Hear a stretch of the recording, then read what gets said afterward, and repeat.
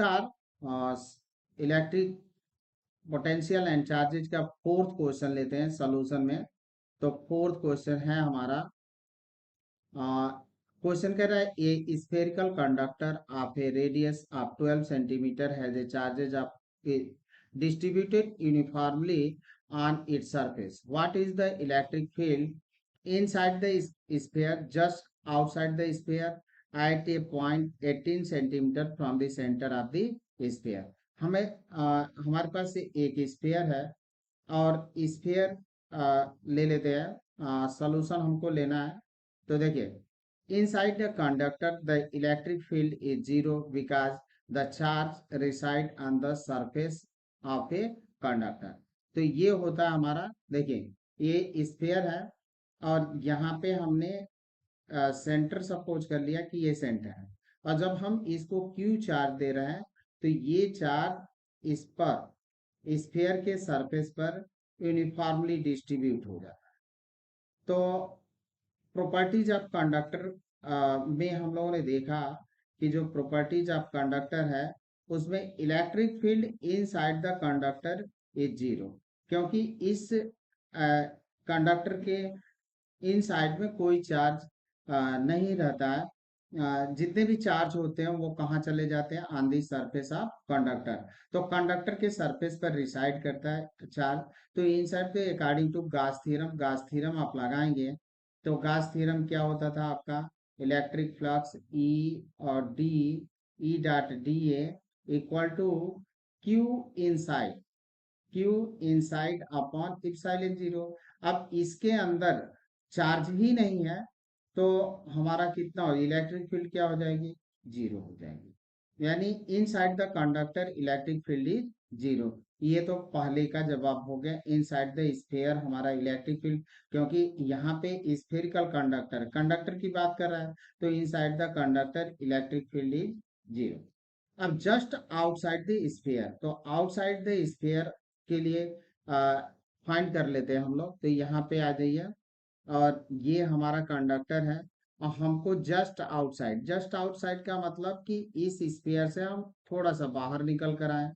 तो स्फीयर से हम थोड़ा सा बाहर निकल कर आएंगे तो जितने भी चार्ज इस पर स्फीयर पर हमें जो होता है कि यूनिफॉर्मली डिस्ट्रीब्यूटेड है, इस चार्ज को हम कंसीडर कर लेंगे पॉइंट चार्ज और placed at the centre of sphere, ये सपोज कर लेंगे। और देन अकॉर्डिंग टू गास थ्योरम से हमको फार्मूला मिलता है इतना। क्यू हमारा दे रखा है 1.6 इंटू 10⁻⁻7 कूलम और आर दे रखा है 12 सेंटीमीटर। तो हम लिख देंगे, क्योंकि हमको रेडियस के या सरफेस के आसपास ही हमको फाइंड करना है, तो 12 इंटू 10⁻⁻2 मीटर। क्यों 12 सेंटीमीटर है, इसको हमने चेंज कर लिया meter. E equal to 1/4π0 q upon r square, ये फार्मूला हो गया यहाँ पे इलेक्ट्रिक फील्ड का। तो इलेक्ट्रिक फील्ड, अब इसकी वैल्यू हम पुट कर लेते हैं। तो ये 9 इंटू 10⁻9, 1.6 इंटू 10⁻7, 12 इंटू 10⁻2 का स्क्वायर। अब हमको सॉल्व करना है इसको। तो देखिए सॉल्व कैसे कर सकते हैं? 12 का स्क्वायर हमने कर लिया तो 144 हुआ।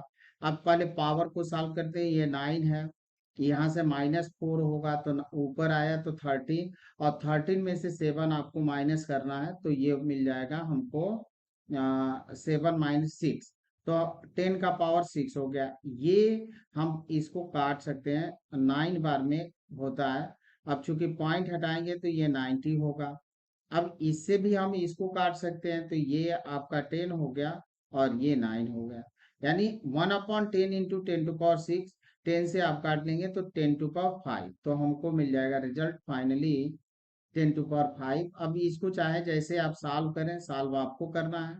तो ये हमको मिलेगा, इससे आप कैंसिल आउट करें देन हमको मिल जाएगा 10⁵ न्यूटन। अब इसका थर्ड पार्ट हम लोग कर लेते हैं। थर्ड पार्ट है आपका, देखें कि थर्ड पार्ट पूछ रहा था हमसे कि स्फीयर जो है हमारा उससे सेंटर से कितने डिस्टेंस पर, सेंटर से 8 सेंटीमीटर, ये 8 है।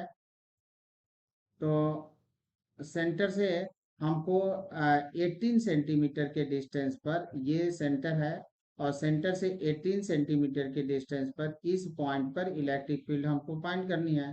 तो ये आर हमारा चेंज हो रहा है, जो सेकंड वाला बी पार्ट था सेम वैसे ही है, आर सिर्फ आपका चेंज हो रहा है, तो आर की जगह पर 18 कर देना है, बाकी उसको सिंप्लीफाई करना है। तो 1.6 और ये 18 हो गया।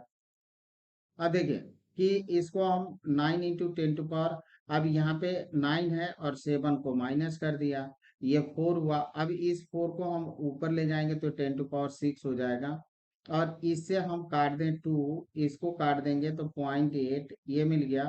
अब ये फिर से हम काटें तो 4 होगा, और ये आपका आएगा 9, तो यानी 0.4/9 × 10⁻6 ये मिला। अब इसको जब हम सॉल्व करेंगे तो हमको इतना मिलेगा। अब इस पॉइंट को हम इस जगह पर शिफ्ट करते हैं, क्योंकि फिजिक्स में ये होता है कि वन डिजिट के बाद हमको लगाना होता है पॉइंट, तो ये पॉइंट हमारा इस जगह पर आएगा। तो 4, तो ये 2 यहाँ से कम हो जाएंगे, देन हमको मिल जाएगा 4.4 × 10⁻4 न्यूटन पर कूलम, ये हमारा होगा। Thank you student.